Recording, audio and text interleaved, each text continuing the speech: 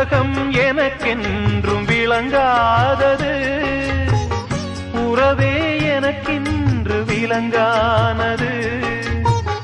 அடடா முந்தானை சிறையானது, இதுவே என் வாழ்வில் முறையானது.